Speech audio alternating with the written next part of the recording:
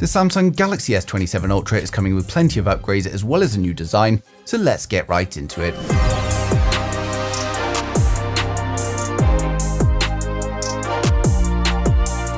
So first up, we've got more reports on the camera hardware, and it looks like Samsung is starting to settle on the setup for the S27 Ultra. And one of the biggest changes could be the removal of the dedicated zoom cameras. Rather than continuing with two separate telephotos, the S27 Ultra is expected to simplify things down with a 200 megapixel primary camera, an upgraded 50 megapixel ultra-wide, and a single high-quality periscope telephoto.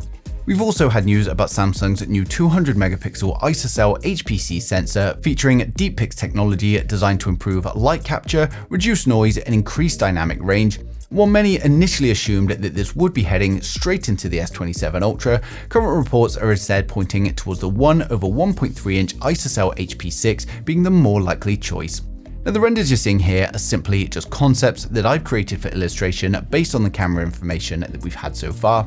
There are plenty of different designs floating around online right now, but it's important to remember that we still haven't had any reliable CAD leaks, so at this stage we simply don't know what the S27 is going to look like. For anyone who's just upgraded their phone or looking to upgrade soon, we've got today's video sponsor, Copy My Data, the simple way to move everything across when you upgrade it to a new phone. Now, getting a new phone is always exciting, but moving everything from your old phone definitely isn't, especially if you're switching between different brands or operating systems, but that's where Copy My Data comes in. It lets you wirelessly transfer your contacts, photos, and videos directly from your old phone to your new one without messing around with cables or manually moving everything yourself, and the whole process is incredibly simple. You just have both phones together, open up Copy My Data, and you can start transferring every single thing across. You can actually see the transfer happening between the two devices, and once it's finished, all that important data from your old phone is ready to go on the new one.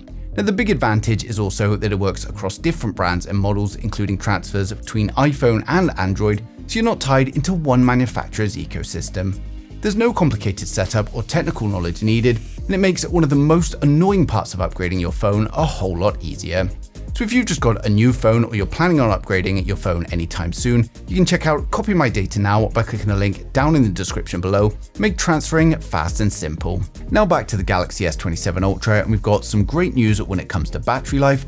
Galaxy Club, who has an almost perfect track record with Samsung battery leaks, reports that the S27 Ultra is going to feature a rated capacity of 5,534 mAh, which Samsung is almost certainly going to advertise as 5,700 mAh typical capacity, and that's a very healthy increase, and combined with a more efficient chipset, it could make battery life one of the biggest improvements this generation. Now, Galaxy Club also reports that the S27 Pro is going to feature a 5,087 mAh battery, likely marketed at around 5,200, so it looks like Samsung could be increasing capacities across more than just the Ultra. Now, speaking of the Galaxy S27 Pro, this could be one of the more interesting changes to Samsung's lineup this time. For those unaware, there are multiple reports of Samsung adding this new model just below the Ultra, potentially giving us 4 flagship models to choose from. So it's going to be the Galaxy S27, the S27 Plus, the S27 Pro, and of course the S27 Ultra. Now, evidence for the new Pro model reportedly comes from filed documents and supply chain information. There does appear to be something behind these reports, but I do find it slightly strange though. At a time where smartphones are getting more and more expensive, adding another model means even more SKUs to manufacture and another choice for consumer to work out. And also, depending on how close the Pro gets to the Ultra in price, it could end up making the Ultra look like a better buy anyway.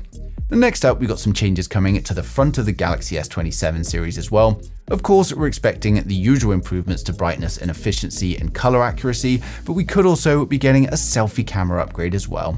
Now, according to a new report, Samsung's looking at a new 16 megapixel front-facing sensor replacing the 12 megapixel camera that we've had previously. There are also rumors saying that Samsung could be using a square sensor, and this is going to allow the camera to capture portrait and landscape photos without physically rotating the phone, basically the same approach we've seen on the iPhones. Now, one thing that's still unclear is Samsung's privacy display technology. Some users have really liked having that option, while other users have complained about compromises to the image quality and even some eye strain. So at the moment, it's unclear whether Samsung is going to continue on it with the S27 Ultra or make further changes. Now, as soon as we get anything more concrete on that though, I'll update you guys straight away. Now, of course, powering everything is expected to be Qualcomm's next generation Snapdragon 8 Elite Gen 6 for Galaxy, most likely another specially tuned and overclocked version just for Samsung. The chipset is rumored to be manufactured on TSMC's advanced 2nm process, bringing another sizable improvement in both performance and efficiency. Now, current leaks point towards custom Orion CPU cores approaching 5 GHz, along with a next-generation Adreno GPU offering improved AI frame generation and graphics performance. Now, the Ultra is also expected to make the jump to LPDDR6 memory, which will of course provide more bandwidth while improving efficiency, and that's going to become increasingly important as more AI processing happens directly on the phone.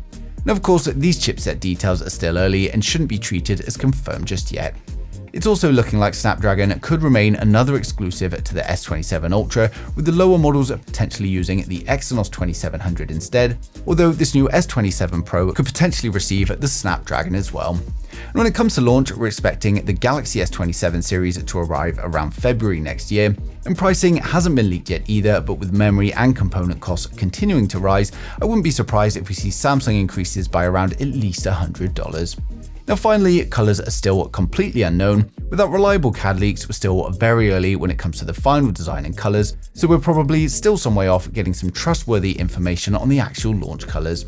But overall, the S27 Ultra is looking like a pretty substantial hardware upgrade. We've got a larger 5700 mAh battery, a potentially simplified but improved camera system, a new selfie camera, and a jump to a 2nm Snapdragon chipset, which should all make a noticeable difference in everyday use.